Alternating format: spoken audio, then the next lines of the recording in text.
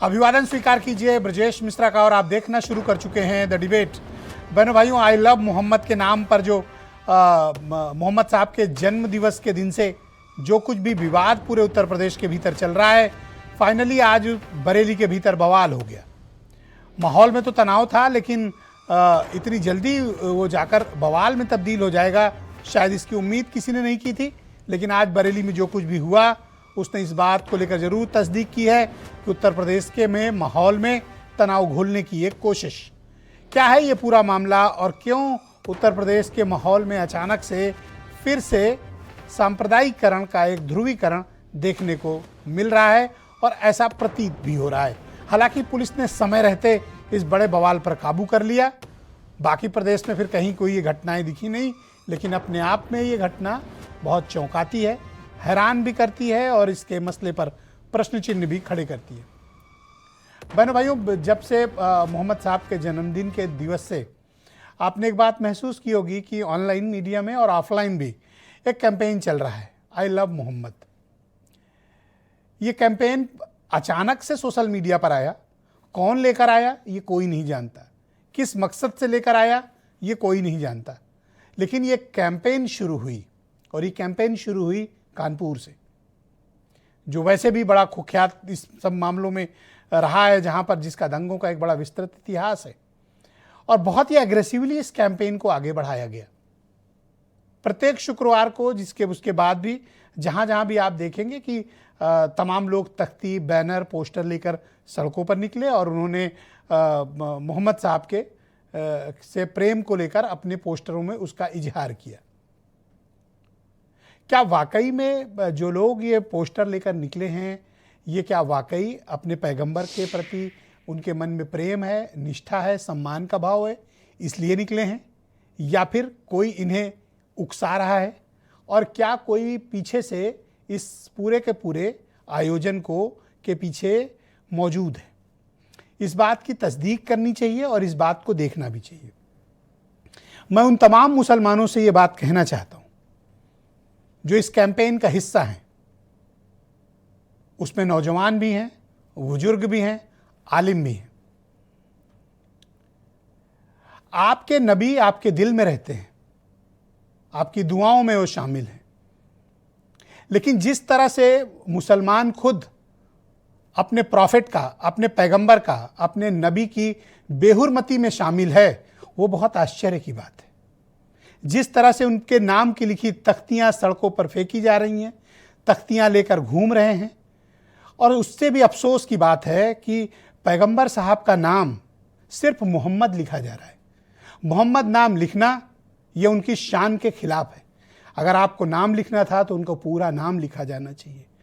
वो कौन लोग हैं जो इस तरह की बेहुरमती में शामिल हैं? मोहम्मद साहब कभी ऐसा नहीं चाहते होंगे, या इस्लाम कभी इस बात की इजाज़त नहीं देता जो कुछ भी सड़कों पर इन दिनों मुसलमान मोहम्मद साहब के नाम पर कर रहे हैं। अगर ये बेहुरमती नहीं है तो क्या है? इस तरह से उनके नाम का अपमान करना, आप किसको ज्ञापन देना चाहते हैं? एक जिलाधिकारी, एक कलेक्टर, एक आईएएस अधिकारी को आप आई लव मोहम्मद साहब के कैंपेन का ज्ञापन देना चाहते हैं? क्या कोई आईएएस अधिकारी तय करेगा कि आप और आपके पैगंबर के बीच कौन है, आपके नबी के बीच कौन है? किस लिए यह कैंपेन चलाई जा रही है? बहनों भाइयों, आप इस बात को देखना चाहिए कि कितने मुसलमान हैं जो सुबह फज्र की नमाज से लेकर ईशा तक, कितने हैं जो मुस्तकिल इस बात को मानते हैं कि वो इस्लाम के सभी नियमों का पालना करते हैं। क्या उतनी ज़कात निकालते हैं? क्या उनके मन में उतनी करुणा है? क्या वो अपने भाइयों के साथ, अपने माँ बाप के साथ, अपनों के साथ उतना इंसाफ कर पाते हैं? पैगंबर साहब ने कहा है कि अल्लाह ताला की याद में और उनके लिए उनका जो आपका जो फ़र्ज़ है वो आपके पति, आपकी पत्नी, आपके परिवार, आपके बेटे, इन सब से ऊपर होना चाहिए। क्या वो सब किया जा रहा है? और ये कौन लोग हैं जो उनके नाम के पोस्टर लगाकर इस बेहुरमती में शामिल हैं? बहनों भाइयों, मैं कानून व्यवस्था की बात नहीं कर रहा हूँ, लेकिन मैं उन आम मुसलमानों से ये जानना चाहता हूँ कि ये कौन लोग हैं जो आपको इस तरह से उकसाकर ऐसे काम करवा रहे हैं। आपको ना तो अपना दीन पता है, ना तो अपने पैगंबर पता है, ना अपने नबी के बारे में पता है, ना उनकी सुन्नतों के बारे में पता है। आज भी आप सुबह के देख लीजिए, फजर की नमाज में मस्जिदें उजाड़ पड़ी हुई हैं। ये मुसलमान निकलते नहीं हैं, मस्जिदों में भी नहीं जाते हैं। ये महीने में एक बार, 2 महीने में एक बार जुमे के दिन चले गए तो चले गए। ये अपने फ़र्ज को खुद नहीं निभा रहे। और वो कौन लोग हैं जो इन्हें उकसाकर सड़कों पर ला रहे हैं और इस तरह का बवाल करा रहे हैं, वो भी इस माहौल में। बहनों भाइयों, ये चिंता का विषय है। हालांकि बरेली पुलिस की सराहना करनी चाहिए कि उसने सब्र और संयम से काम लिया। मिनिमम लॉ इन्फोर्समेंट के जरिए बरेली की पुलिस ने इस पर काबू पाया। लेकिन ये बात हर एक मुसलमान को समझनी चाहिए कि इस कैंपेन के जरिए वो कहीं जाने या अनजाने प्रॉफेट मोहम्मद साहब के बेहुरमती में तो शामिल नहीं है। आप कुछ राजनीतिक और प्रशासनिक बयान सुन लें, फिर हमने आज बहुत ही जानकार लोगों को बुलाया है और इस डिबेट को आगे बढ़ाएंगे। अगर जिला प्रशासन लोगों के साथ रोक टोक करेगा और बदतमीजी की जाएगी या उनके साथ ज्यादती की जाएगी तो उसकी जवाबदेही जिला प्रशासन की खुद होगी। और मेरी अपने तमाम लोगों से ये दरख्वास्त है कि इस ज्ञापन में शरीक हों और अपने बेदारी का सबूत दें। पुलिस ने बहुत बर्बर रूप से लाठी चार्ज किया। आई लव मोहम्मद कह रहे थे। इसमें भाजपा को क्या आपत्ति है? जनता का ध्यान बांटने के लिए नफरत फैलाने का काम कर रही है, बर्बर रूप से लाठी चार्ज कर रही है। ये बहुत ही निंदनीय और शर्मनाक बात है। ये पूरी तरीके से सरकार का इसमें साथ है। जानबूझ के सरकार ये करा रही है। अपने भगवान से प्यार करना, अपने ईश्वर से प्यार करना, I love Mohammad, I love Mahadev, I love Guru Nanak, I love Jesus Christ, कौन मना करता है? जिन लोगों को प्रदेश और देश का विकास पच नहीं रहा है और हर प्रयास उनका जब असफल हो गया है, हर मोर्चे पर जब फेल हो गए हैं, तो अब उत्तर प्रदेश और देश के अंदर ऐसी मानसिकता के लोग दंगा कराना चाहते हैं। तो उत्तर प्रदेश की सरजमीन पर ऐसे लोगों को मजबूती के साथ ऐसी मानसिकता को कुचलने का काम उत्तर प्रदेश की सरकार करेगी। कुछ खुराफाती तत्व थे जिन्होंने पहले से कुछ प्रायोजन किया हुआ था, जिसके तहत उन्होंने नारेबाजी की और पुलिस फोर्स पर पथराव शुरू किया। कुछ लोगों ने फायरिंग भी की है तमंचे लेकर के। वो सारी चीजें थी, इसका मतलब पहले से सारी तैयारी थी और इन सभी के खिलाफ गंभीर कार्रवाई विधिक जो होगी सुनिश्चित की जाएगी। तो बहनों भाइयों, आज की इस परिचर्चा को हम आगे बढ़ाएंगे। मेरे साथ मनीष शुक्ला यूपी में बीजेपी के प्रवक्ता हैं, चक्रपाणी महाराज हिंदू महासभा के अध्यक्ष हैं, आसिम वकार एमआईएम के राष्ट्रीय प्रवक्ता, दीपक रंजन समाजवादी पार्टी से हैं, प्रियंका गुप्ता कांग्रेस कमेटी से हैं, हाजी हसन जाने माने स्कॉलर हैं, वो भी मेरे साथ कार्यक्रम में मौजूद हैं, वीरेंद्र सिंह जी हमारे स्टेट हेड, और थोड़ी देर में professor doctor Mahrukh Mirza, Khwaja Moinuddin Chishti university के पूर्व वाइस चांसलर मुझे इस डिबेट में ज्वाइन करेंगे। आप सभी का स्वागत और धन्यवाद। मनीष शुक्ला जी, मैं आपसे जानना चाहता हूं, आपकी पार्टी की हुकूमत है उत्तर प्रदेश के भीतर और पिछले तकरीबन महीने भर से ये कैंपेन चल रहा है। जब आपकी सरकार को और आपकी पुलिस को पता था कि इस तरह का वातावरण विकसित किया जा रहा है, तो कोई प्रभावी कार्रवाई, पहले से निषेधात्मक कार्रवाई क्यों नहीं की गई? देखिए ब्रजेश जी, आपने अपने डिबेट के ओपनिंग रिमार्क में काफी कुछ क्लियर किया है, क्रिस्टल क्लियर हुआ है। और निश्चित रूप से मैं भी अपने डिबेट की शुरुआत यहाँ से करना चाहता हूँ। जो 5 तारीख को कानपुर में हुआ था एफआईआर, वो एफआईआर आई लव मोहम्मद लिखने के नाते से नहीं हुआ था, बल्कि गैर परंपरागत जगह पे टेंट लगाने के नाते से, और जो 12 वफात में शामिल लोगों ने कुछ हिंदू धर्म के जो प्रतीक चिन्ह थे उसको तोड़फोड़ किया था, उसके आधार पर किया गया था। ब्रजेश जी, 5 तारीख से लगातार सिलसिलेवार आप लोग भी डिबेट के माध्यम से, प्रशासन ने भी क्लियर किया कि कहीं अभी चूंकि रविदास मल्होत्रा ने कहा ना कि भारतीय जनता पार्टी को क्या आपत्ति है। भारतीय जनता पार्टी को आई लव मोहम्मद लिखने में या स्लोगन कहने में कतई कोई आपत्ति नहीं है, न सरकार को आपत्ति है। लेकिन इस आड़ में बिना अनुमति के जुलूस निकालना, सर तन से जुदा के नारे लगाना या पुलिस पे पथराव करना, ये कतई बर्दाश्त नहीं किया जाएगा। आपने 3 पॉलिटिकल पार्टीज के लीडर्स की फाइट चलाई, कांग्रेस के प्रदेश अध्यक्ष की चलाई, विधायक रविदास मल्होत्रा जी की चलाई, और उनके जो बोल है ये बोल ही कहीं न कहीं ये साजिश के तहत किए जा रहे हैं। ब्रजेश जी, आपको ध्यान में होगा कि 5 तारीख के बाद समाजवादी पार्टी के 3 विधायक, प्रशासन से उनकी वार्ता हुई और निकल के उन लोगों ने भी बात क्लियर की कि ये जो एफआईआर है वो एफआईआर आइलम मोहम्मद पर नहीं है। लेकिन उसी समय से अबू आजमी महाराष्ट्र से, रामपुर का इनका सांसद, और आज अभी अखिलेश यादव के आपने जो एक्स का पोस्ट दिखाया है, ये और रविदास मल्होत्रा की बाइट, ये स्पष्ट इशारा करते हैं कि ये लोग एक जिम्मेदार नागरिक की भांति भी, पूर्व मुख्यमंत्री नहीं, एक उत्तर प्रदेश के जिम्मेदार नागरिक का भी कर्तव्य नहीं निर्वहन कर रहे हैं। जी, पुलिस ने अब कुछ सवालों का आप सामना करिए। आप बार बार विपक्ष पर आरोप लगाते हैं, उत्तर प्रदेश में आपकी सरकार है, निषेधात्मक कार्रवाई आपको करनी चाहिए। ऐसा करने में आप कानपुर में भी विफल रहे और ऐसा करने में आपकी पार्टी की सरकार बरेली में भी विफल रही और वहां बवाल हुआ। ब्रजेश जी, मैंने ओपनिंग रिमार्क में इतनी सारी बातें इसलिए की, हो सकता है आपको लगे कि मैं इस विषय पर नहीं आना चाहता था, लेकिन एक जिम्मेदार नागरिक होने के नाते मैंने इसलिए किया कि भारत समाचार को उत्तर प्रदेश देश में लोग देखते हैं, वो जान जाए कि सरकार और भारतीय जनता पार्टी का इस स्लोगन के प्रति क्या रुख है। हाँ, बरेली में अनुमति मांगी गई थी, अनुमति नहीं दी गई थी, उसके बाद ये दुर्भाग्यपूर्ण घटना घटी है। जिन लोगों ने पत्थर पुलिस पर फेंके हैं, कानून व्यवस्था से उन्होंने खेला है, उन निश्चित रूप से उनके ऊपर कड़ी कार्रवाई सुनिश्चित की जाएगी। कानपुर, कौशाम्बी, उन्नाव या जहां जहां ऐसी घटनाएं हुई हैं, सुसंगत धाराओं में एफआईआर दर्ज की गई है। उन लोगों को कीमत चुकानी पड़ेगी जिन्होंने पत्थर चलाए हैं, लेकिन उनको ये समझना पड़ेगा, आपके चैनल के माध्यम से मैं कहना चाहता हूं कि किसी के हथियार न बने सपा कांग्रेस जैसे दलों के या ऐसे कट्टरपंथियों। सर एक बात बताओ, इसी बरेली के 2 बड़े सुविख्यात मौलाना हैं, सर इस बरेली के 2 बड़े सुविख्यात मौलाना हैं, ये हमेशा इस तरह की सांप्रदायिक बातें, भड़काऊ बातें करते हैं। अफसोस की बात यह है कि पुलिस ना तो उन पर कार्रवाई करती है और न उठाकर उनको जेल में डालती है। इन 2 मौलानाओं पर कुछ विशेष कृपा है पुलिस की। नहीं, किसी के ऊपर देखिए, जो अपराध करेगा कानून व्यवस्था से खेलेगा, किसी के ऊपर कोई कृपा योगी आदित्यनाथ जी की सरकार पे नहीं रहेगी। और निश्चित आप देखिएगा, जो लोग भी शामिल है, चाहे बरेली, चाहे उन्नाव, चाहे कानपुर, थैंक यू सर, सबको बहुत शुक्रिया आपका। सबके ऊपर कानून का बुलडोजर चलेगा। बहुत शुक्रिया आपका। मैं दीपक रंजन को इनवाइट करता हूं, समाजवादी पार्टी के प्रवक्ता हैं। दीपक जी, आपकी पार्टी क्या ओपिनियन इस बारे में रखती है, जो कुछ भी बरेली में घटना हुई और इन दिनों ये जो कैंपेन चलाया जा रहा है?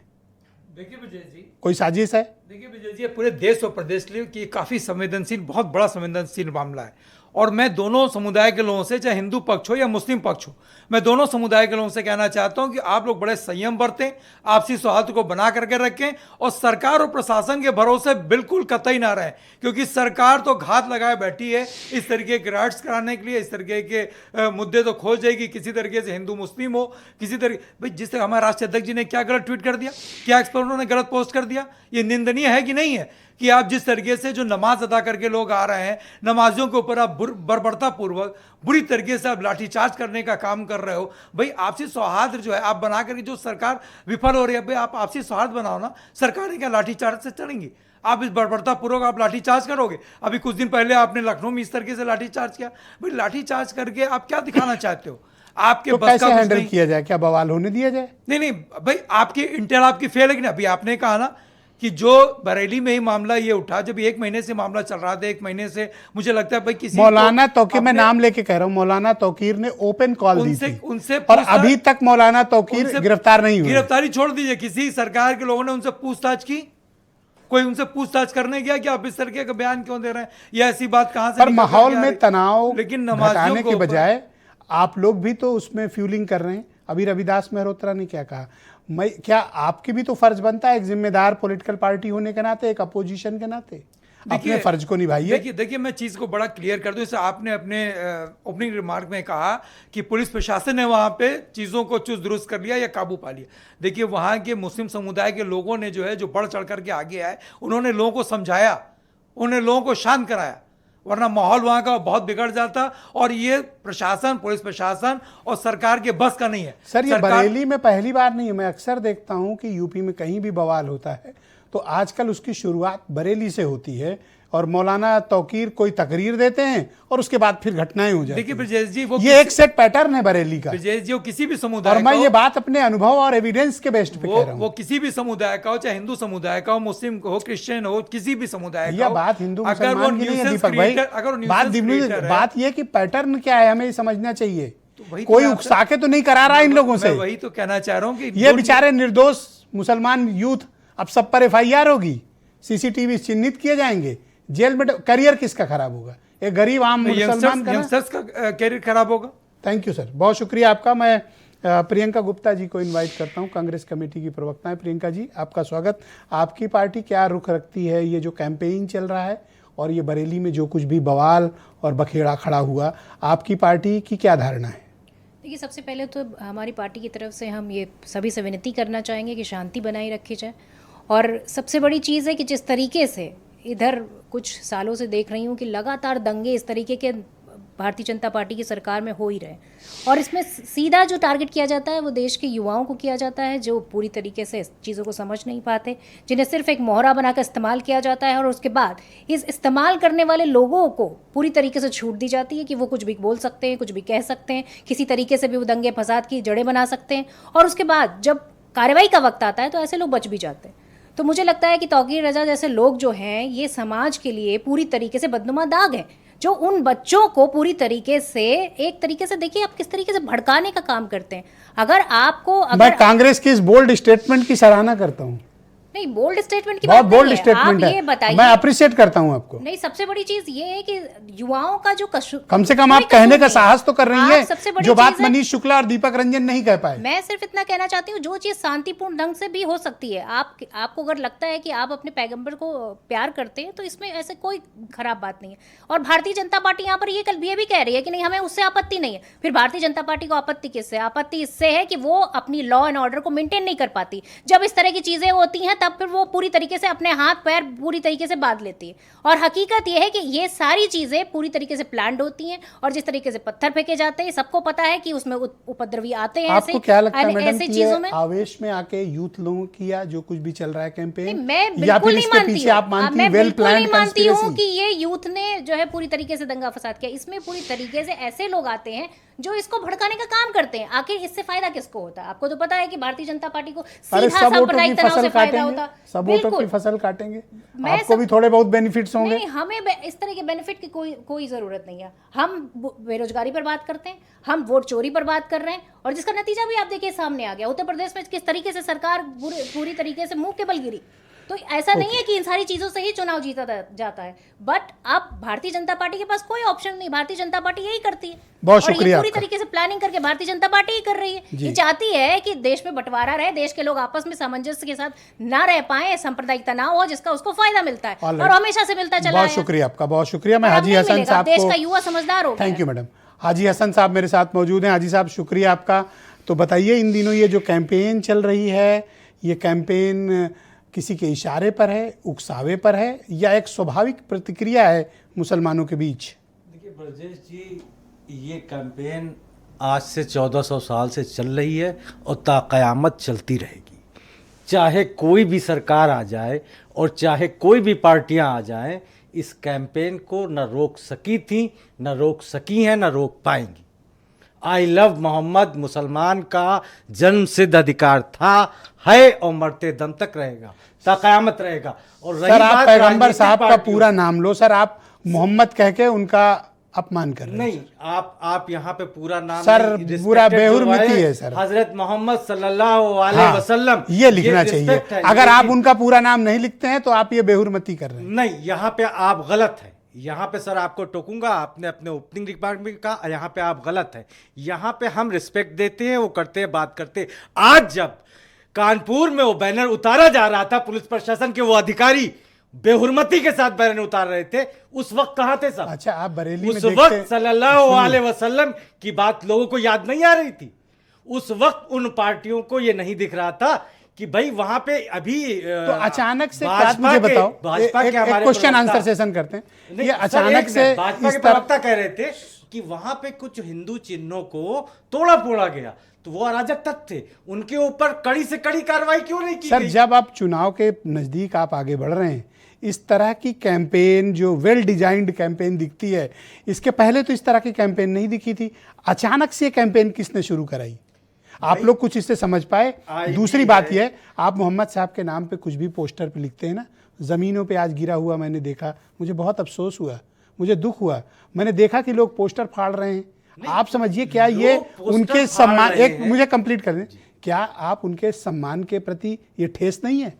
एक आम मुसलमान का क्या फर्ज बनता है? बिल्कुल बिल्कुल यही है। ये जो भाजपा के प्रवक्ता कह रहे थे कि ना, मैं आपके प्रेम को जायज मानता हूं, पर यह तरीका गलत है। सरकार को आपत्ति नहीं है, ना ही भारतीय जनता पार्टी को आपत्ति है, तो सारे कृत्य आप कीजिए और कोई आपत्ति भी नहीं है। आपको शर्म आनी चाहिए कि आज जब आप दिखा रहे हैं ऑन स्क्रीन कि पोस्टर फाड़े जा रहे, फेंके जा रहे, जो नमाजी मस्जिद से निकल रहे उनके ऊपर बर्बरतापूर्वक लाठीचार्ज की जा रही। जब आपको पता था, आपके अधिकारी, एक सवाल का और जवाब दीजिए, फिर आगे बढ़ेंगे। प्लान था, एक बात बताइए, पता था, फिर भी होने दिया। एक चीज बताइए, क्या मोहम्मद साहब का जो सम्मान है वो क्या एक जिलाधिकारी को ज्ञापन देने से हासिल होगा?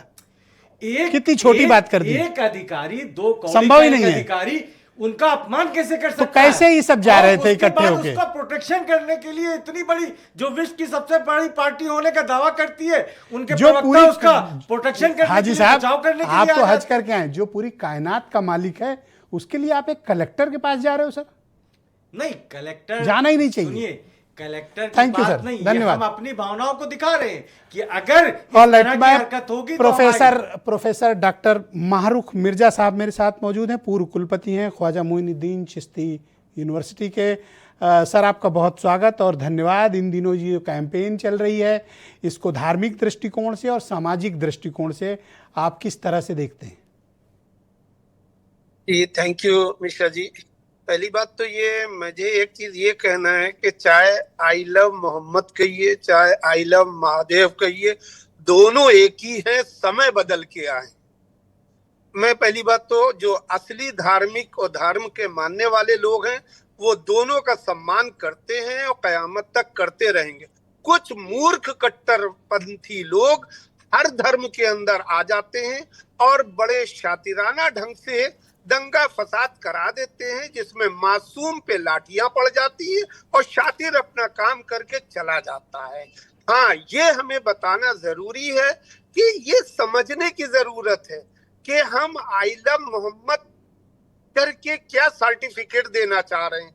तौकीर रजा साहब जैसे लोगों को अपने बुजुर्गों से सलाह लेनी चाहिए, कब खामोश रहना चाहिए और कब बोलना चाहिए, तो कितना बोलना चाहिए, कैसे बोलना चाहिए और किस अंदाज में बोलना चाहिए कि जिससे देश का सौहार्द बना रहे, देश में मासूमों के साथ कोई नाइंसाफी ना हो। चाहे मोहम्मद तो रहमतुल्लिल आलमीन है। जब भगवान को लोगों ने, एक नास्तिक ग्रुप भी है दुनिया में जो कहता है अल्लाह भगवान नहीं है, और उन पर भगवान नाराज नहीं होते हैं, वो कहते हैं तू अपना काम कर, मैं अपना काम करूंगा, मैं तब भी बारिश। सर, मैं हाजी साहब से वही कह रहा था प्रोफेसर साहब कि हमारे नबी को, हमारे पैगंबर को, हमारे ईश्वर को किसी कलेक्टर के ज्ञापन की जरूरत नहीं है सर। बिल्कुल सही, आई 100% एग्री, बिकॉज इस पे सोचना चाहिए कि हम क्या देने जा रहे हैं। भाई, आप रिस्पेक्ट करते हैं, उस पे कौन मना कर रहा है? हम तो एक बात कहते हैं कि आई लव मोहम्मद का आप समझिए 1,24,000 पैगंबर धरती पे आए हैं, उसमें राम भी है, कृष्ण भी है, महादेव भी है। और अगर हम खुद कहते हैं कि मोहम्मद साहब के अलावा 1,23,999 में इनमें से किसी एक को भी नहीं मानेंगे तो हम अपने ही धर्म से बाहर हो जाएंगे, खारिज हो जाएंगे। हाँ, ये जरूर है कि कुछ विदेशी ताकतें हमारे हिंदुस्तान के ऊपर गहन लगाने की कोशिशें कर रही हैं। उनसे हर भारतीय को सक्रिय रहना चाहिए, हर भारतीय को एक समन्वय को, सौहार्द मेंटेन। अब सर, जैसे बरेली की घटना है प्रोफेसर साहब, अब क्या है कि यूथ को उकसा के करा दिया, अब पुलिस सीसीटीवी में सबको ढूंढेगी, FIR होगी, जेल जाएंगे। तौकीर रजा मौज करेंगे पर आम मुसलमान जेल काटेगा। तौकीर को कुछ नहीं होगा, मैं इसकी गारंटी देता हूं।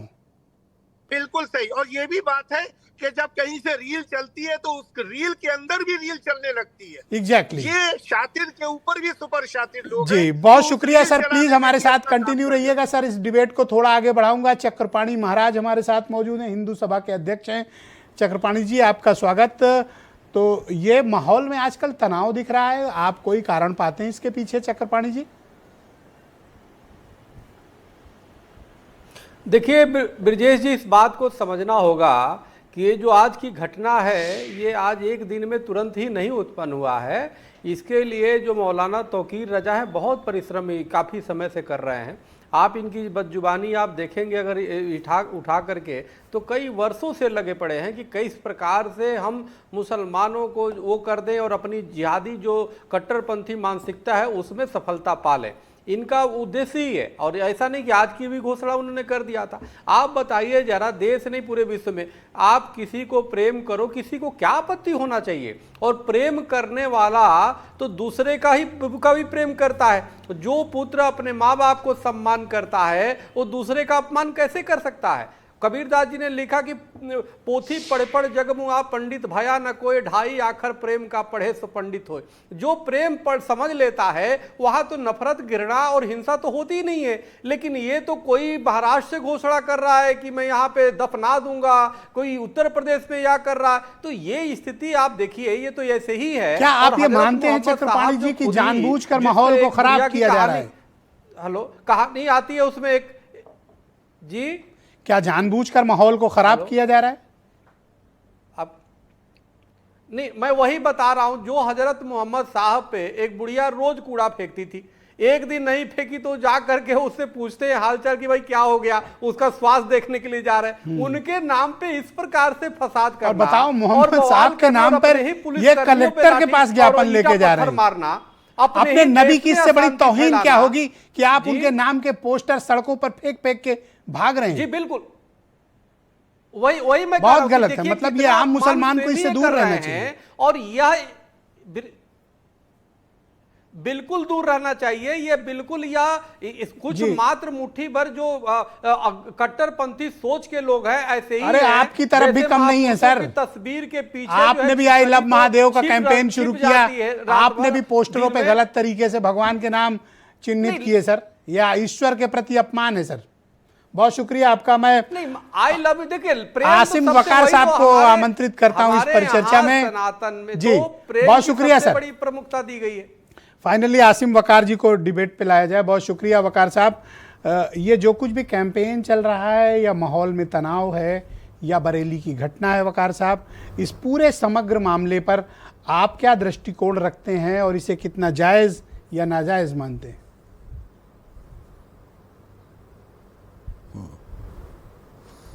सर, सबसे पहली बात तो अभी मैं एक जगह देख रहा था कि उत्तर प्रदेश के एक मंत्री हैं जयवीर सिंह। उन्होंने कहा कि आई लव मोहम्मद पर पूरे उत्तर प्रदेश में कहीं भी कोई भी एफआईआर दर्ज नहीं की गई है, ये झूठा प्रचार किया गया। आपने शुरुआत भारतीय जनता पार्टी के हमारे भाई मनीष शुक्ला भाई से कराई। उन्होंने भी ये कहा कि कोई भी आई लव मोहम्मद पर एफआईआर दर्ज नहीं है। जो एफआईआर दर्ज हुई है उसमें धाराएं लगाई गई हैं बीएनएस की 196 और बीएनएस की 299। अब मैं वो पढ़ता हूँ जो बता रहे हैं कि धारा ये दर्ज नहीं है। इसमें लिखा है नकल तहरीर, फर्स्ट इंफॉर्मेशन कंटेंट्स, नकल तहरीर सेवा में श्रीमान थाना प्रभारी महोदय थाना रावतपुर कमिश्नरेट लखनऊ नगर महोदय, सादर निवेदन है कि दिनांक 4/9/2025 को मुस्लिम त्यौहार बाराफात के दृष्टिगत के उप निरीक्षक पंकज शर्मा, मैं हमराही उप निरीक्षक तनुज सिरोही, आकाश मिश्रा एवं उप निरीक्षक राम नारायण पांडे के साथ मोहल्ला सैयद नगर ऑपरेटिव पार्ट पढ़ दें। पूरी एफआईआर में तो बहुत समय लगेगा, ऑपरेटिव पार्ट पढ़ दें आप। सर सुन लीजिए, नहीं आपको बताना चाहिए थी, सुनिए।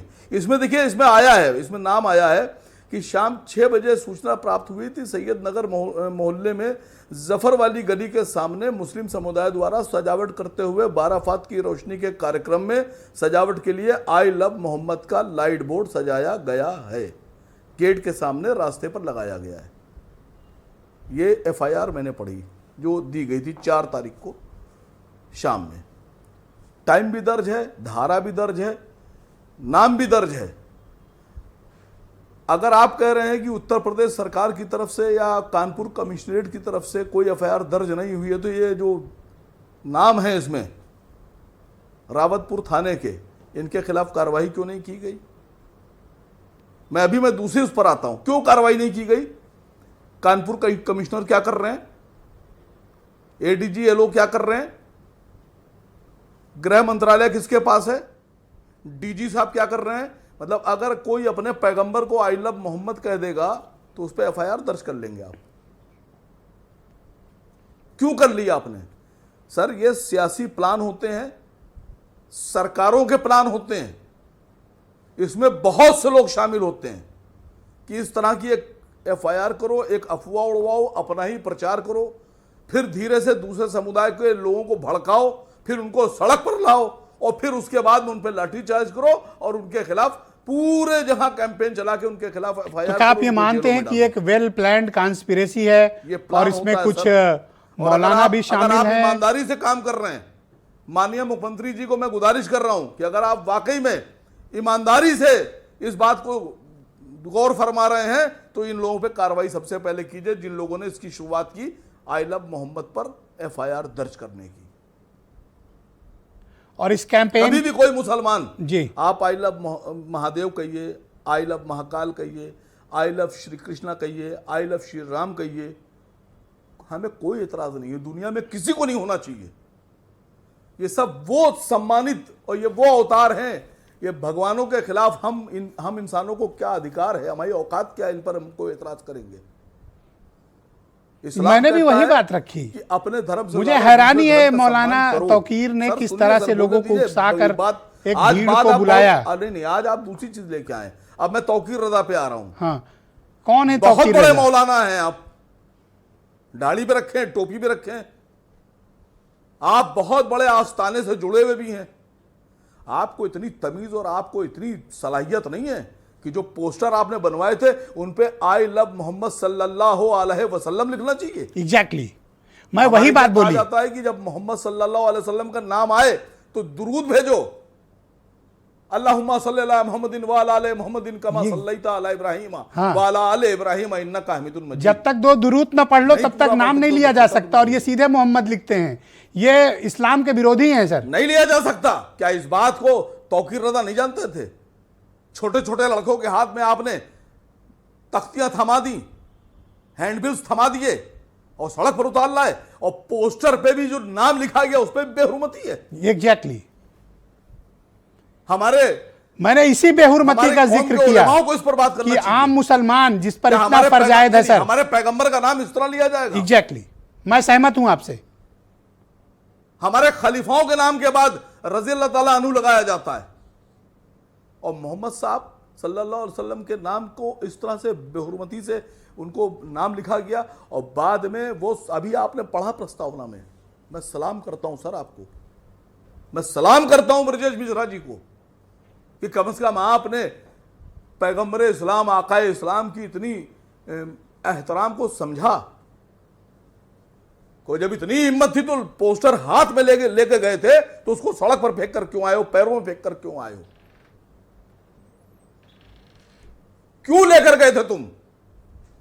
जब तुम मोहम्मद की शान को संभाल नहीं सकते, जब हमारे आका की शान को तुम संभाल नहीं सकते, तो तुम अपने हाथ में पोस्टर ले आने के हकदार भी नहीं होंगे। ये लड़ाई सर, ये लड़ाई वो नहीं है जो सड़क पर लड़ी जा रही है। ये लड़ाई नहीं है सर, ये हमारा अकीदा है, ये हमारे नसों में खून में शामिल है। और सर ज्ञापन भी किसके पास लेके जा रहे थे? गुजारिश कर रहा हूं, कलेक्टर, एक आईएएस अधिकारी के पास। कानपुर में रावतपुर थाने से ये शुरुआत सर, नबी की शान पर कोई कलेक्टर वृद्धि कर सकता है क्या? आप बताओ सर, नबी की शान में कोई कलेक्टर वृद्धि करेगा? नहीं। किसके पास जा रहे हो? मैं सर आपसे फिर कह रहा हूं कि ये नहीं, ये सब नौजवान बच्चे जिनको ये नहीं मालूम है कि उस तख्ती पर मोहम्मद सल्लल्लाहु अलैहि वसल्लम और सुनने के बाद जो नारे लग रहे थे दुरूद पढ़ना है, आपने उनको तख्तियां थमा दी, उसके बाद में आप उनको सड़क पर लेकर आए। हमारे दिल में है हमारे रूह में है मोहम्मद सल्लल्लाहु अलैहि वसल्लम। हमें कौन रोक सकता है कहने के लिए? बिल्कुल ठीक मैं है। 1000 बार आपके चैनल पर बोलूंगा, आई लव मोहम्मद सल्लल्लाहु अलैहि वसल्लम, आई लव मैं इसीलिए कह रहा हूं, पूरा नाम लें सर, पूरा नाम लेके कौन आपने रोकेगा बोला, मुझे? मैं आपकी सराहना इसकी करता इतनी हूं, औकात है? मैं आपकी खुली सराहना करता हूं कि आपने उन भटके हुए नौजवानों को और उन कम्युनल जो सांप्रदायिक सद्भाव को बिगाड़ने वाले मौलाना हैं उनको आईना दिखाया आपने। सर लेकिन सर ये शातिर जो सियासतदान हैं, इनको ये पता है जी कि जब जज्बात भड़काए जाते हैं तो नौजवान सड़क पर उतरता है, सड़क पर उतरता है तो नारे लगाता है, नारे लगाता है तो उसके बाद में वो थोड़ा सा आगे पीछे होता है तो लाठी चार्ज करो, उसके बाद उनको जेलों में डालो, बिना परमिशन के जुलूस निकालते हैं, इसका फायदा उठाया जाता है, इल्जाम धरा जाता है कि मुसलमान ऐसा कर रहा है। एग्जैक्टली। मेरी सिर्फ एक शिकायत है तौकीर रजा थे। तौकीर रजा साहब, किसी पीर मुर्शिद फकीर का, किसी आलिम का नाम लेने से पहले भी उसमें एहतराम किया जाता है। एग्जैक्टली। तो और सब आपको सभी नहीं धर्मों पता में है कि सर। पैगंबर के नाम के आगे क्या लगाया जाता है? आपने इस बात नहीं, गाइडलाइन क्यों नहीं जारी की आपने? सर मुझे तो लगता है कि नहीं ये कह रहा आई कि लव आप- मोहम्मद ठीक है, कैंपेन आपका अपना किसी अकल है, नॉन आपने मुस्लिम अपने ने अकल का डिजाइन इस्तेमाल की है किया, सर, लेकिन जिन क्योंकि लोगों ने कोई मुसलमान हमारे मोहम्मद नबी की साहब का शान में नाम ऐसे गुस्ताखी डायरेक्ट की है, लिख ही उनके नहीं नाम को सकता। बिना ये आई सल्लल्लाहु लव अलैहि वसल्लम के मोहम्मद लिखा है किसी और और ने बिना डिजाइन दूध के किया है सर। मेरा उन सबसे सवाल है। बहुत शुक्रिया सर, धन्यवाद सर, कृपया जुड़े रहिएगा। मैं वीरेन जी भी आ गए इस डिबेट में। वीरेन जी बताइए कि बरेली में अब माहौल कैसा है? देखिए, बरेली में हालात पर कंट्रोल कर लिया गया है। 3 से 5 2 घंटे बवाल चला, उसके बाद से वो पूरी तरह स्थिति को नियंत्रण में किया गया है। अतिरिक्त फोर्स लगे हैं और सैनिक बल लगे हैं और लखनऊ से भी लगातार निगरानी हो रही है। लेकिन हम लोगों ने लब जिहाद सुना था, ये लब मोहम्मद, लब महादेव अब नया आया है और अब इसका स्वरूप पहला बरेली में हम लोगों ने देखा है। इससे पहले तो निकला जुलूस, चला गया, शांति से कुछ बात आई, कुछ चली गई, लेकिन इस जुलूस का आवाहन करने वाले तौकीर रजा मौके से फरार हो गए। वो मौके पे नहीं आए और उनके न पहुंचने की वजह से ही लोगों में आक्रोश फैला और वहां पर आगजनी, तोड़ फोड़ और बवाल हुआ और पुलिस ने लाठीचार्ज किया, आंसू गैस के गोले छोड़े। सबसे बड़ी बात यह है कि हमारे समाज में जितने धर्म ग्रंथ हैं, जितने धर्म गुरु हैं, सब यही शिक्षा देते हैं कि ईश्वर अल्लाह भगवान सब प्रेम करना ही सिखाते हैं, लेकिन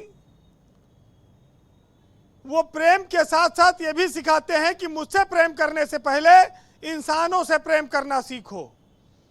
और धर्म के आधार पर, जात के आधार पर भेदभाव, लड़ाई, मारकाट, इसकी अनुमति कोई भी धर्म नहीं देता है। लेकिन लोग ईश्वर का इस्तेमाल अपने निजी फायदे, सियासत चमकाने, भावनाएं भड़काने के लिए करने लगे हैं। उसी का ये प्रकटीकरण है, उसी का ये नतीजा है बरेली की जो घटना हुई है। ब्रजेश जी, आज जिस दौर में हम लोग हैं, वहाँ पर धर्म के नाम पर तो हजारों लोग लड़ने के लिए आ जाते हैं, लेकिन धर्म के बताए हुए रास्ते पर चलने के लिए लोग तैयार नहीं हैं। और उसका जो आपने देखा, आई लव मोहम्मद, हमारे यहाँ भी देवी देवता, भगवान, इनकी तस्वीरें कभी ज़मीन में नहीं फेंकी जाती, इनका नाम लिख के कभी ज़मीन में नहीं फेंका जाता। तमाम पूजा पाठ के आयोजन होते हैं, फिर उनका विसर्जन होता है और वो नदी में और बड़े बड़े जलाशयों में उनको हम लोग तर्पण कर देते हैं। इसी तरह से मुस्लिम धर्म में भी है कि अगर उनके पैगंबर का, मोहम्मद साहब का नाम सड़क पर तख्तियों में लिपटा कैसे फेंका जाएगा, तो स्वाभाविक है कि जिन लोगों ने पाप किया है उनको अगर यहाँ नहीं सज़ा मिली, आगे सज़ा मिलेगी।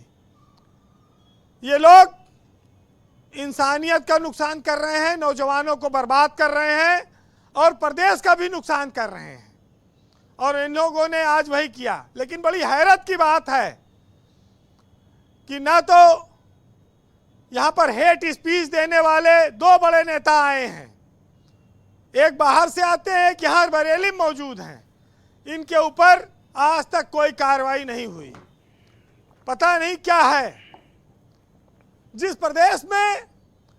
देश में कई सौ सालों से गंगा जमुनी तहजीब का नारा दिया जाता रहा हो, जी, अकबर के 9 रत्नों में से एक थे अब्दुल रहीम खान खाना।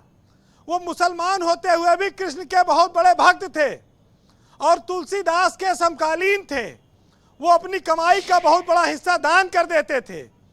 और जिस देश में उच्च कोट का आदर्श हमारे साहित्यकारों ने, मनीषियों ने, धर्म गुरुओं ने प्रस्तुत किया हो, तुलसीदास जी ने एक बार अब्दुल रहीम खान खाना को पत्र भेजा और उनसे पूछा था कि ऐसी देनी देन जू कित सीखे हो सैन, और जो जो कर ऊंचे करो त्यों त्यों नीचे नैन।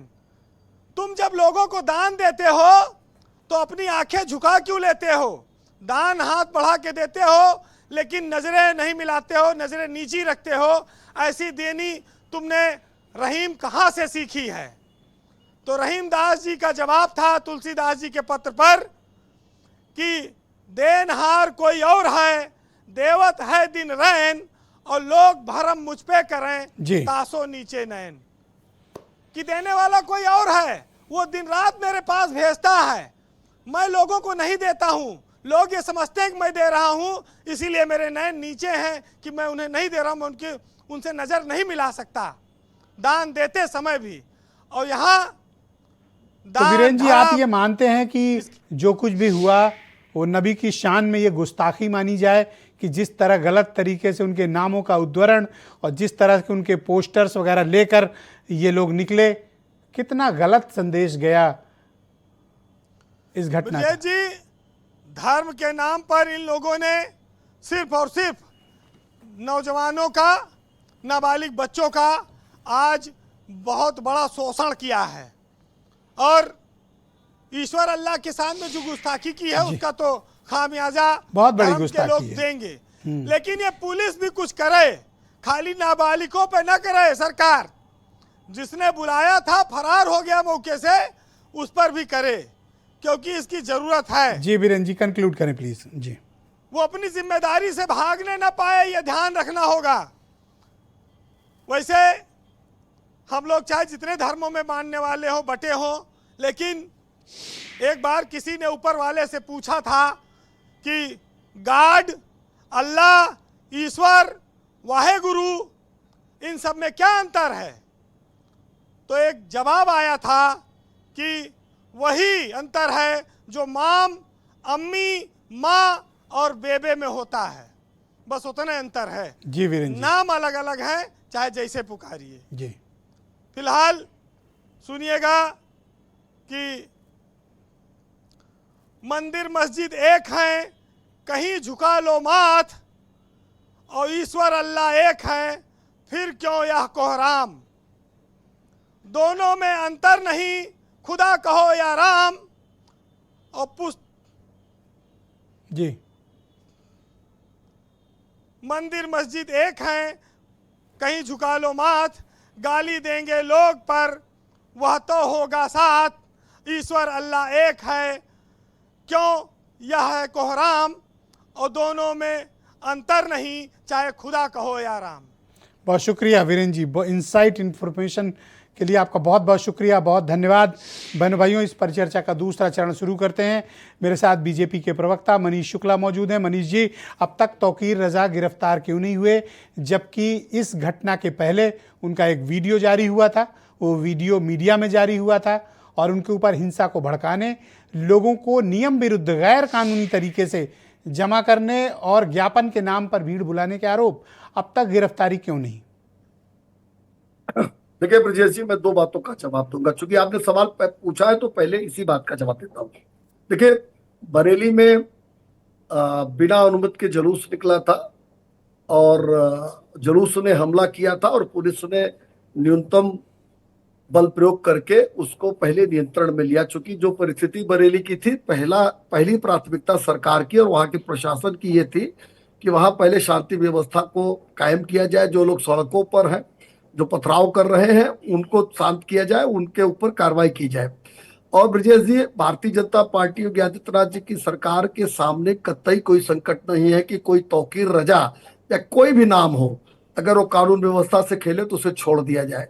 निश्चित रूप से जो लोग भी इस पूरे घटनाक्रम में शामिल हैं, सब पर उचित कार्रवाई होगी। सर, दूसरी बात 8 का जवाब सालों देना में आवश्यक एक है। भी आप दृष्टांत आसिफ नहीं दे वक़ार- सकते हैं जी, कि तौकीर जी, रजा कुछ पे नहीं। कोई कार्रवाई की गई। जी, 8 सालों में एक भी दृष्टांत नहीं दे सकते हैं आप जहां तौकीर रजा को उठा के जेल में डाला गया हो या उसके खिलाफ दूसरे मौलानाओं या दूसरे लोगों की तरह कठोर कार्रवाई की गई हो। नहीं, जब आवश्यकता जितनी थी, जितना दोष रहा है, हमेशा कार्रवाई की गई। तौकीर रजा के ऊपर भी देखिए, हमारी सरकार के सामने कतई कोई संकट नहीं। कोई मौलवी है, कोई पुजारी है, कोई कहीं का है, अगर कानून व्यवस्था को हाथ मिलेगा तो कार्रवाई होगी। इस घटना में भी होगी। कोई ऐसा नहीं कि आज हमारे यहाँ की डिबेट समाप्त होने के बाद हम आप कल फिर डिबेट में नहीं मिलेंगे। तौकीर रजा या जो भी शामिल होगा, सब पर कार्रवाई होगी। एक बात का जवाब देना बहुत आवश्यक है। आसिम वकार जी ने एक बात कही कि मनीष शुक्ला ने कहा कि आई लव मोहम्मद के ऊपर कहीं FIR नहीं है। मैं फिर से दोहराता हूं, इस स्लोगन के ऊपर कहीं कोई FIR दर्ज पूरे प्रदेश में नहीं है। रावतपुर थाने में जो FIR दर्ज है, मैं बता देता हूं, उनके पास हाथ में है। 4 की घटना थी, 9 तारीख को आ रहा हूं वकार साहब, प्लीज वेट। हाँ मनीष जी, कंप्लीट करो सर, 20 सेकंड सर को बस। और उसमें गैर परंपरागत स्थान पे टेंट लगा हुआ था, जो पूर्व में परंपरा के रूप में नहीं था। उस पर FIR हुई थी। और जो अन्य धर्मों के धार्मिक चिन्हों पर हमला हुआ था, उस पर FIR हुई थी। लगातार जैसे आज ही बरेली में FIR होगी। थैंक यू मनीष हाजी जी और क्या इस तरह के आप लोग इस बैठे बात हैं, को अखिलेश कंफर्म यादव कर जैसे लोग सकते हैं? बैठे हैं। लाइव लोग आपकी ये डिबेट लोग तो सुन लगा- रहे हैं कि ये लोग तौकीर तो रजा पर लगा- FIR होगी।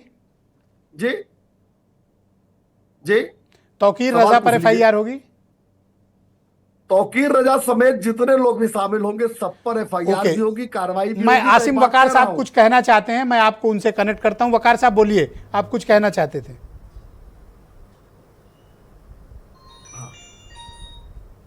आसिम वकार साहब, मेरी आवाज आ रही है? Okay, all right. आप बताइए दीपक जी कि जिस तरह की कार्रवाई हो रही है और मौलाना तौकीर रजा ऐसा लग रहा है कि उसको बचाया जा रहा है, अब तक उसके खिलाफ कोई कार्रवाई नहीं। देखिए, जो भी इसमें शामिल है, जिस तरीके का माहौल पैदा हो रहा है आज पूरे प्रदेश में, क्योंकि देखिए कहीं ना कहीं भारतीय जनता पार्टी की हर जगह पे संलिप्तता आपको नजर आएगी। मैं आज के परिवेश में मैं इतना ही कहना चाहूँगा कि एक बार नहीं बार बार कहें, क्या पता तुम ना रहो, क्या पता हम ना रहें। मंदिर मस्जिद या किसी इमारत की माटी तो लगी है मेरे भाई, इसमें भारत की। और खून बहा जो मुस्लिम का, खून बहा जो हिंदू का, तो अल्लाह भी शर्मिंदा हुआ। और मरा जो मुसलमान, तो राम कहाँ जिंदा हुआ। और बिखरे बिखरे सभी और मिलजुल कर रहे। क्या पता तुम ना रहो, क्या पता हम ना क्या बात रहें। है आज के परिवेश में मैं सबसे यही कहना चाहूंगा, बहुत शुक्रिया कि सब लोग मिलजुल करके रहो। और भारतीय जनता पार्टी तो बैठी हुई है आपसी सौहार्द बिगाड़ने के लिए। Okay madam, go ahead. आप क्या अपेक्षा करती है इस घटना को लेकर? देखिए, मैं लोगों से किस तरह के आप उम्मीद करती हैं? देखिए, लोगों से तो सबसे पहले मैं शांति की अपील करूंगी और उम्मीद करती हूँ कि वो समझदार हैं, ऐसे किसी भी बहकावे में नहीं आएंगे जिससे खुद उनका भविष्य भी बर्बाद होगा, उसके साथ में एक पूरा समाज को भी पूरी तरीके से कटघरे में खड़ा किया जाएगा। पर एक बात मैं ज़रूर कहना चाहूँगी कि इस तरीके के जो पैटर्न होते हैं सेट तरीके से, आप संभल में भी देखिए कुछ ऐसा ही पैटर्न था, वहाँ भी ईंटें पत्थर चले, वहाँ भी गोलियाँ चली। पर ये गोलियाँ और ईंटें पत्थर आते कहाँ से हैं? क्या सरकार इतनी निकम्मी हो चुकी है, पुलिस प्रशासन इतना निकम्मा हो चुका है कि उससे ये भी नहीं समझता कि जहाँ पर कोई गैदरिंग हो रही है वहाँ हम किस तरीके से उसको संभालें? क्या इतना भी नहीं पता है इस देश के प्रदेश के चलाने वालों को? तो सबसे पहले तो ये कहूंगी कि ये निकम्मापन है, और ये निकम्मापन जानबूझ के किया जाता है। और हमेशा इस तरह की सिचुएशन सामने आती है। इंस्पेक्टर सुबोध कुमार को हमने भी खोया था, ऐसे ही इसी साजिश को, या फिर ये रिएक्शन में हुआ? हाजी साहब, देखिए 30 सेकंड सर। सब कुछ वेल प्लान्ड है और एक सही वे में जो मंशा है अंदरूनी, उसी हिसाब से चल रहा है। पिछली बार भी तो मौलाना तौकीर रजा साहब के कुछ आपत्तिजनक बयान थे, उनको छूट मिलती है। शायद अगर मैं आपके स्टूडियो में कुछ कह दूं, शायद मैं अजरगंज क्रॉस ना कर पाऊँ, शायद मैं हलवासिया बिल्डिंग से बाहर ना निकल पाऊँ, उससे पहले बिल्डिंग से बाहर तो ले जाएंगे, इसकी मैं गारंटी लेकिन देता घर हूं। तक नहीं पहुंच हाँ, अब घर की मैं गारंटी नहीं ले सकता। तो सवाल बिल्डिंग के ये नीचे है तो हम आपको कि महफूज उतार उनको देंगे। छूट मिलती रहती है। और एक बहुत जरूरी उसकी तरफ आपने इशारा किया कि एक आज ऐसा लगने लगा आज आपकी डिबेट में आके कि मुझे भी कि ये जो कैंपेन चला है इसकी जांच आखिर सरकार ने अभी तक क्यों नहीं करवाई। और सर सुनिए, मुझे डाउट है किसी मुसलमान ने ये आई लव मोहम्मद डिजाइन नहीं किया सर, आप फिर गौर करना मेरी बात का। और उसके बाद कानपुर प्रशासन भी कह रहा है। Okay all right, professor Mirza साहब मेरे साथ मौजूद है। सर आप क्या मानते हो कि तौकीर रजा जैसे लोग संगठित तरीके से, ऑर्गेनाइज्ड तरीके से इस तरह के भड़काऊ बयान देना, गुमराह हो चुके लड़कों को आमंत्रित करना या बुलाना और इस तरह की घटना करा देना, क्या आप मानते हो कि बहुत सिस्टमैटिक तरीके से, और अब तौकीर रजा जैसे लोग आइडेंटिफाइड हो चुके हैं बट नो एक्शन सर? जी बिल्कुल आप सही कह रहे हैं ब्रजेश जी। हम तो कहते कि इनको एक होमवर्क दे दिया जाए। ये ऐसे मुसलमान हैं कि आई लव मोहम्मद साहब, हमारे मोहम्मद साहब को आई लव मोहम्मद तो कह रहे हैं, लेकिन कभी क्या इन्होंने आवाज उठाई कि उनकी बेटी को जन्नतुल बकी में उनका रोजा गिरा दिया गया है? कभी इसके लिए कि कहते हैं मोहम्मद साहब से प्यार करते हैं और उनकी बेटी के रोजे को मुनहदिम किया गया, कभी इसके ऊपर आवाज उठाएं जाके कि ये भी तो कलमा। और सर मैं इस बात को दावे से कहता हूं कि आदमी कभी भी फजर की नमाज में मस्जिद नहीं गया होगा सुबह। मैं गारंटी देता हूं कि अगर तौकीर रजा कभी मस्जिद में दिखे हों तो भी फजर की नमाज में सर। इनको रोकना, ईशा तक तो छोड़ दो सर, ये सुबह की नमाज में भी नहीं गया होगा आदमी। जी आप सही कह रहे हैं, लेकिन यह है कि हमें सबको मिल के एक समाज में एक अच्छा मैसेज ये जाना चाहिए कि इस तरीके के जब अनासिर उभर के आए उनको शांत करने के लिए हर कम्युनिटी में और अच्छे दानिश्वर भी हैं, उनको सामने सर इसीलिए मैंने आज थोड़ा एक हट के डिबेट आमंत्रित की कि हम बजाय बरेली की घटना पर चर्चा करें, हमें बड़ी समग्रता के साथ बात करके सबको समझाने की जरूरत है। और इसमें एक पहलू ये भी है कि हो सकता है कि योगी जी जो इस कर्मठ और ईमानदारी से प्रदेश की सरकार चला रहे, उनके कार्यकाल में कुछ ना कुछ स्पॉट लगेंगे, इसके ऊपर भी दूसरी पॉलिटिकल पार्टी। हाँ ये भी हो सकता है। चक्रपाणी जी आप क्या ओपिनियन रखते हो कि सरकार को बदनाम करने के लिए है ये, या फिर कोई कॉन्स्पिरेसी मानते हो आप इसको? आ रहा हूं वकार साहब सीधे आपके पास चक्रपाणी जी के बाद। नहीं, सरकार की कहीं ना कहीं देखिए, सरकार को कहीं ना कहीं बहुत पहले तौकीर रजा जी पे कार्रवाई करनी चाहिए थी, क्योंकि ये बहुत आज से नहीं काफ़ी समय से इस तरह की बयानबाजी और भड़काऊ और उकसावे वाली नीति अपना रहे हैं। काफ़ी समय से, एक दो दिन से नहीं, कितनी बार इस पे डिबेट हुआ है, अनेक जहर उगिल देते हैं, उसके बाद डिबेट होता है, लेकिन हमें लगता है कि सरकार को उन पर कार्रवाई करनी चाहिए थी, तो ये आज की घटना नहीं होती। हमें लगता है समय अभी भी ज़्यादा नहीं है, जितना जल्दी हो सके इनके तह तक जाना होगा और ऐसे लोगों पर कठोर से कठोर कार्रवाई करनी पड़ेगी, ताकि किसी भी तरीके से उत्तर प्रदेश रामकृष्ण की धरती है और यहाँ पे इस प्रकार से जो माहौल बनाया जा रहा है बहुत दुर्भाग्यपूर्ण है। और हमें लगता है कि वो अपने खुद धन्यवाद सर माहौल खराब कर रहे हैं और अपनी राजनीति चमकाने के लिए इस तरह से कर रहे हैं, तो ऐसे लोगों पे कठोर कार्रवाई होनी चाहिए। ओके आसिम वकार साहब, आप कुछ उस वक्त कहना चाहते थे, आप कनेक्ट नहीं हो पाए थे, अब आपकी आवाज मुझे मिल रही, आप बोल सकते हैं।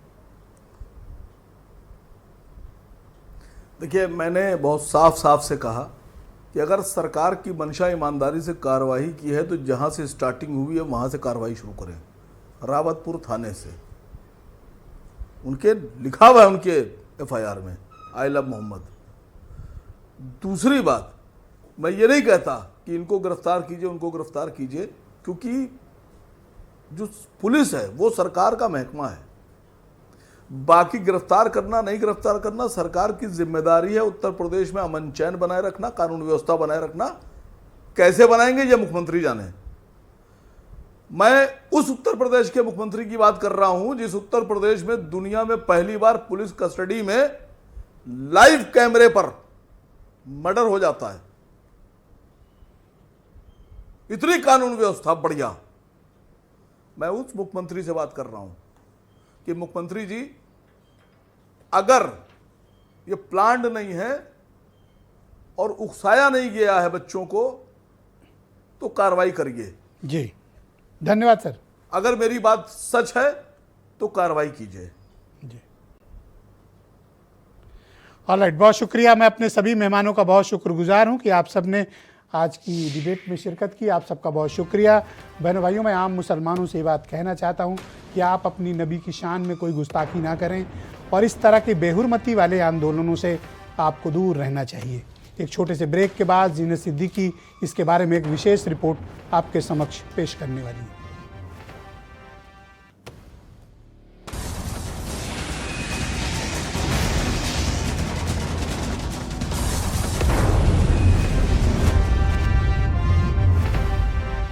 करौली की अदालत में झूठ छुप नहीं सकता। ऐसे ही विदिशा डिटर्जेंट पाउडर की धुलाई से एक भी दाग छूट नहीं सकता। विदिशा डिटर्जेंट पाउडर और cake celebrates the release of Jolly LLB 3 only in theaters from 19th of September. मेरा एक दोस्त जॉइंट पेन से परेशान था। मैंने पूछा डॉक्टर ऑर्थो ट्राई किया, तो उसने बताया सोच रहा हूं। बस यही प्रॉब्लम है, सबको पता है डॉक्टर ऑर्थो जोड़ों के दर्द का जबरदस्त इलाज है, आयुर्वेदिक है और इसका कोई साइड इफेक्ट भी नहीं है। पास वाले मेडिकल स्टोर पर ही मिलता है। लेकिन लेकर कौन है? मेरी बात मानिए, अगर दर्द से परेशान है तो आज ही डॉक्टर ऑर्थो ऑयल और कैप्सूल्स ले आइए।